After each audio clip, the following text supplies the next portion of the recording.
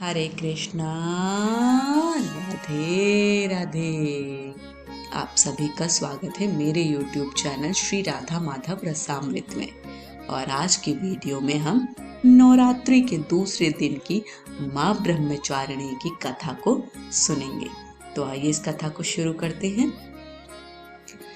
तथा कर पद्माभ्यामक्षमाला कमंडलु देवी प्रसीद तु मयि ब्रह्मचारिण्यनुत्तमा। माँ दुर्गा की नव शक्तियों का दूसरा स्वरूप ब्रह्मचारिणी का है। यहाँ ब्रह्म शब्द का अर्थ तपस्या है। ब्रह्मचारिणी अर्थात तप की चारिणी, तप का आचरण करने वाली। कहा भी है वेदस्तत्वम तपो ब्रह्म वेद, अर्थात तत्व और तप ब्रह्म शब्द के अर्थ हैं। ब्रह्मचारिणी देवी का स्वरूप पूर्ण ज्योतिर्मय एवं अत्यंत भव्य है। इनके दाहिने हाथ में जप की माला एवं बाएं हाथ में कमंडलू रहता है। अपने पूर्व जन्म में जब ये हिमालय के घर पुत्री रूप में उत्पन्न हुई थी, तब नारद के उपदेश से इन्होंने भगवान शंकर जी को पति रूप में प्राप्त करने के लिए अत्यंत कठिन तपस्या की थी। इसी दुष्कर तपस्या के कारण इन्हें तपश्चारिणी अर्थात ब्रह्मचारिणी नाम से अभिहित किया गया। 1000 वर्ष उन्होंने केवल फल मूल खाकर व्यतीत किए थे। 100 वर्षों तक केवल शाक पर निर्वाह किया था।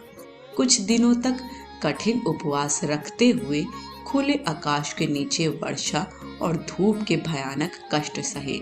इस कठिन तपश्चर्या के पश्चात 3000 वर्षों तक केवल जमीन पर टूटकर गिरे हुए बेलपत्रों को खाकर वह अहर्निश भगवान शंकर की आराधना करती रहीं। इसके बाद उन्होंने सूखे बेलपत्रों को भी खाना छोड़ दिया। कई हजार वर्षों तक वह निर्जल और निराहार तपस्या करती रही। पत्तों पड़ को भी खाना छोड़ देने के कारण उनका एक नाम अपर्णा भी पड़ गया। कई हजार वर्षों की इस कठिन तपस्या के कारण ब्रह्मचारिणी देवी का वह पूर्व जन्म का शरीर एकदम क्षीण हो उठा। वह अत्यंत ही कृशकाय हो गई थी। उनकी यह दशा देखकर उनकी माता मीना अत्यंत दुखित हो उठी। उन्हें उस कठिन तपस्या से विरत करने के लिए आवाज दी, उमा, अरे नहीं, ओ नहीं। तब से देवी ब्रह्मचारिणी का पूर्व जन्म का एक नाम उमा भी पड़ गया था। उनकी इस तपस्या से तीनों लोकों में हाहाकार मच गया। देवता, ऋषि, सिद्धगण, मुनि सभी ब्रह्मचारिणी देवी की इस तपस्या को अभूतपूर्व पुण्यकृत बताते हुए उनकी सराहना करने लगे। अंत में पितामह ब्रह्मा जी ने आकाशवाणी के द्वारा उन्हें संबोधित करते हुए प्रसन्न स्वरों में कहा, हे देवी, आज तक किसी ने ऐसी कठोर तपस्या नहीं की थी। ऐसी तपस्या तुम ही से संभव थी। तुम्हारे इस अलौकिक कृत्य की चतुर्दिक सराहना हो रही है। तुम्हारी मनोकामना सर्वतोभावेन परिपूर्ण होगी। भगवान चंद्रमौली शिव जी तुम्हें पति रूप में प्राप्त होंगे। अब तुम तपस्या से विरत होकर घर लौट जाओ। शीघ्र ही तुम्हारे पिता तुम्हें बुलाने आ रहे हैं। माँ दुर्गा जी का यह दूसरा स्वरूप भक्तों और सिद्धों को अनंत फल देने वाला है।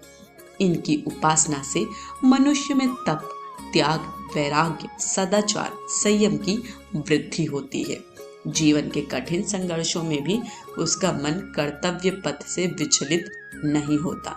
माँ ब्रह्मचारिणी देवी की कृपा से उसे सर्वत्र सिद्धि और विजय की प्राप्ति होती है। दुर्गा पूजा के दूसरे दिन इन्हीं के स्वरूप की उपासना की जाती है। इस दिन साधक का मन स्वाधिष्ठान चक्र में स्थित होता है।